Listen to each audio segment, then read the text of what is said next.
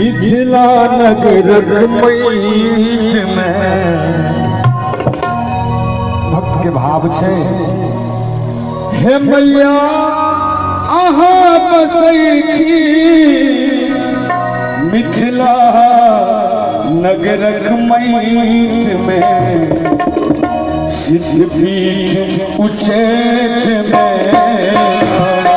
हे मैया अहाँ बसै छी मिथिला नगरक मीठ में, सिद्धपीठ उच्चैठ में।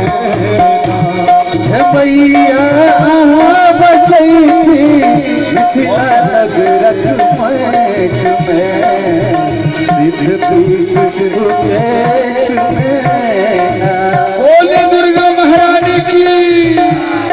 क्या बात है।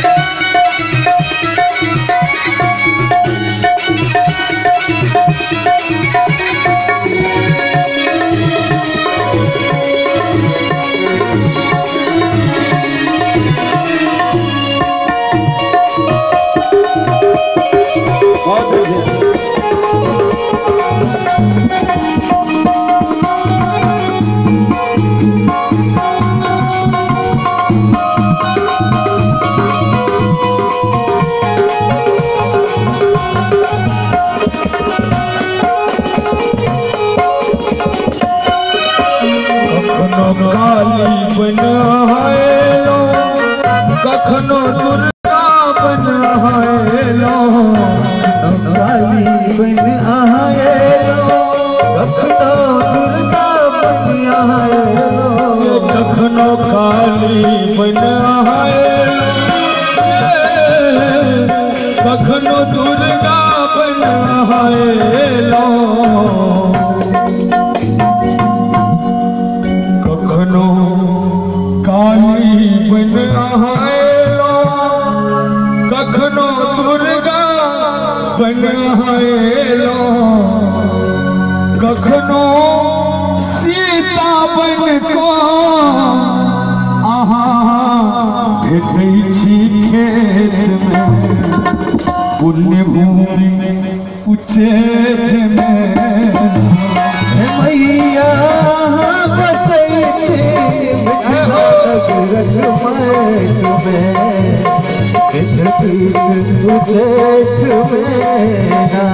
हे मैया अहाँ बसै छी मिथिला नगरक मीठ में, सिद्धपीठ उच्चैठ में।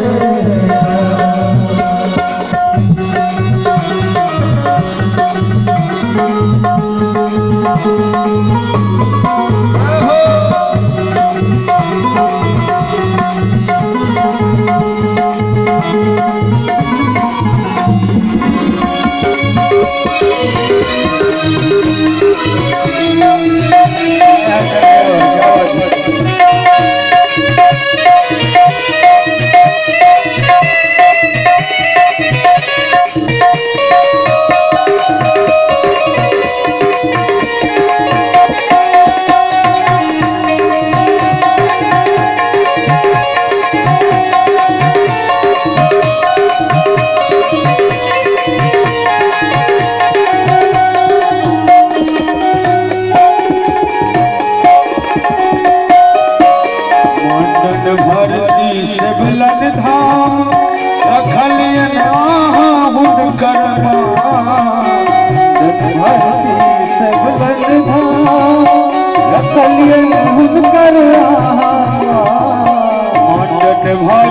शिवलन धाम रखलियन हुनकर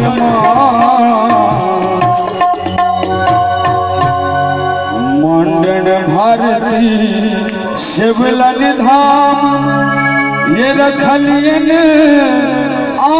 हुनकर ये कालिदास मास पुरलिए कहीं रहत में, सिद्धपीठ उच्चैठ में। मैया बसै छी मिथिला नगरक मीठ में, पुण्य भूमि उच्चैठ में। मैया मिथिला नगरक मैट में जितने तुझे मेरा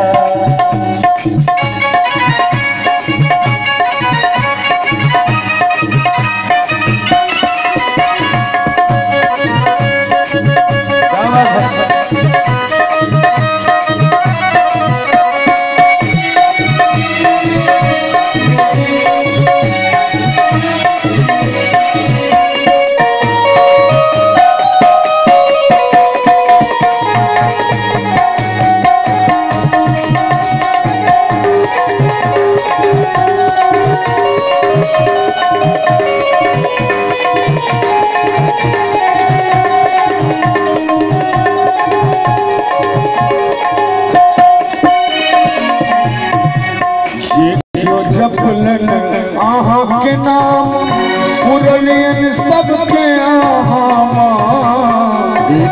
जपलन आहा के नाम पुरलियन सबके आहा जपलन आहा के नाम पुरलियन सबके आहा पुरलियन सबके आहा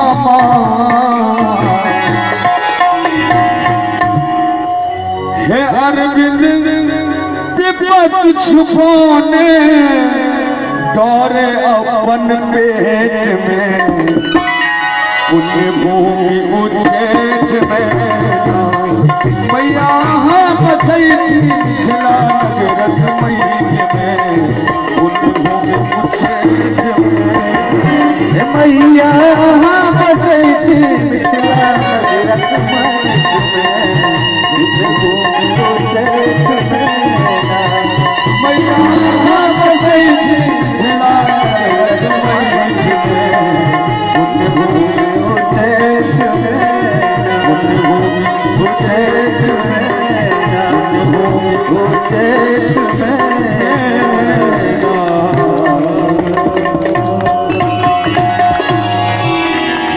बहुत बहुत क्षमा प्रार्थी जी अपने लोग कारण प्रत्येक सुरगर